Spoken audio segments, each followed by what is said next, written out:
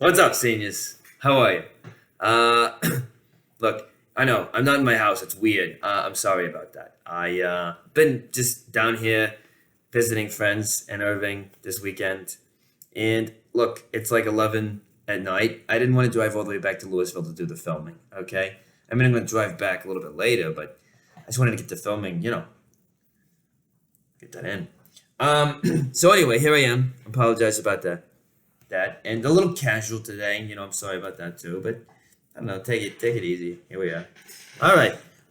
So look, we're gonna go back to the Cold War here, and we're gonna talk about the Cold War for a couple of days, ending the Eisenhower presidency, beginning the Kennedy presidency, and we're gonna go back to civil rights a little bit later in the week. So we're gonna be talking about these two themes together this week: Cold War and the civil rights movement, and we're gonna be going a little more in a chronological fashion there.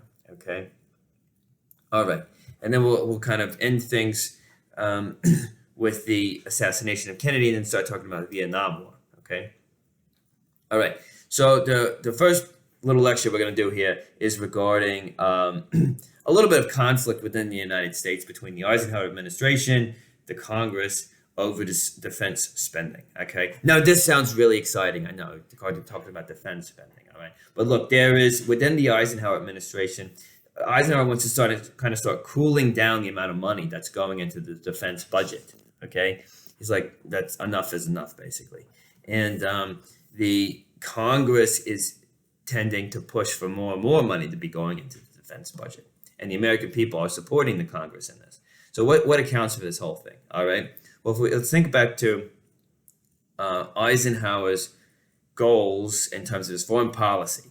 He had approved this policy of deterrence. So the idea was we would have more nuclear weapons than the Soviets, and therefore that would deter them from expansionist policies. And it would also deter the regime of Mao Zedong in China from also being expansionist, because they knew that if they did, we had the capacity to fire nuclear warheads at them. Okay. And so we had invested a lot in the nuclear program and in the missile program.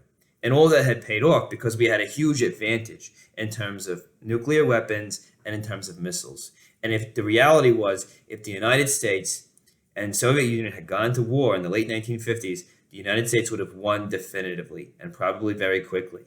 Okay, we had a big advantage in terms of weapons. And the problem with this was that there were all these people in the United States who were saying that this wasn't the case, and that there was a missile gap, and that the Eisenhower administration had let the American people down, and had not prepared for war, and we were behind the Soviets. So there was this like widespread panic. And the one event that causes like the most panic among the American people at large is this launching of this satellite into space. The first satellite is a Soviet satellite, Sputnik, in 1957, and they send up another satellite another month later with a dog in it. I don't know what the dog was doing in there, like chewing on a bone, or like whatever, chewing on its leg. But look, the dog was up there, and for a while, I don't know what happened to the dog, but look, the dog was there, and this was freaking the Americans out. Like, there's a dog up in space, and so okay, so what does it look? It looks like the Soviets are way ahead with the space technology, and they had the advantage. Okay, yeah, they actually were a little bit ahead with the space technology. But from Eisenhower's perspective, that doesn't matter. You know what I mean? Like, what matters is we have more nuclear bombs than them. So that's what matters. Okay? And there were other people saying, like, there's a missile gap. We don't have as many missiles as the Soviets. That was false. We did have more missiles than the Soviets. Okay? Eisenhower knows all of this. And he knows it because he's approved this, like, what was called the U-2 program. It was the U-2 spy program.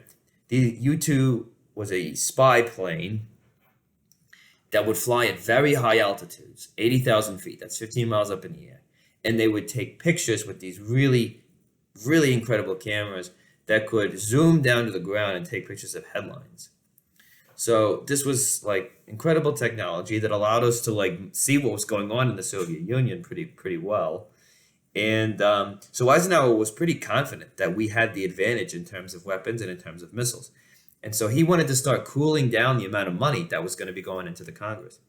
So besides the fact that the American people are panicking, the Congress is also being influenced by the military leaders who who are calling for more money, right? That's what you do. You're like, I need more money to get to do better at what I do, right? But also, the weapons manufacturers are also saying we need more money going into the defense budget, right? Why? Because they make money off of it, right? So so they've got this sort of the weapons manufacturers plus the military leaders are influencing the congressman to call for more money to go into defense, and of course the Congress decides what the budget is. Okay, and meanwhile you've got Eisenhower who's trying to say, cool it down. We could use the money for other things. We could give it tax breaks, for instance.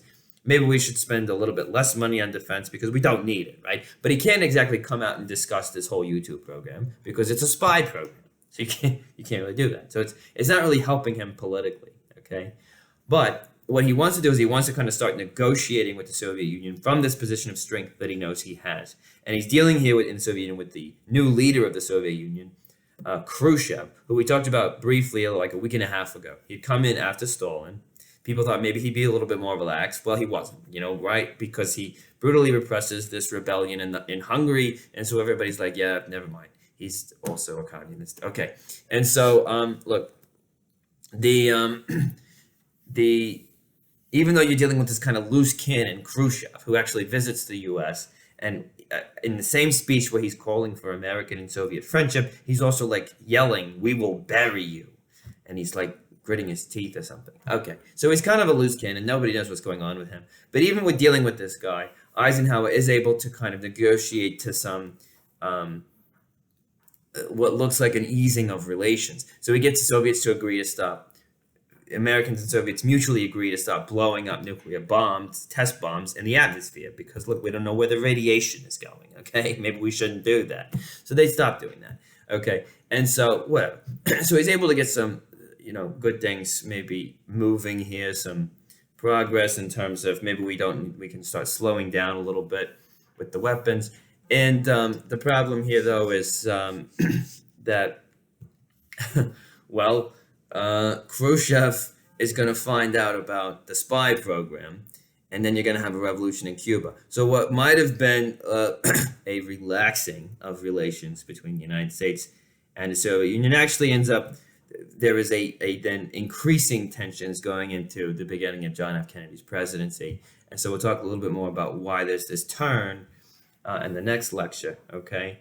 But for Eisenhower in the last years of his presidency, he's really hoping to cool down that defense spending while on a more broad scale, Congress and the American people are kind of demanding that more money go into defense spending.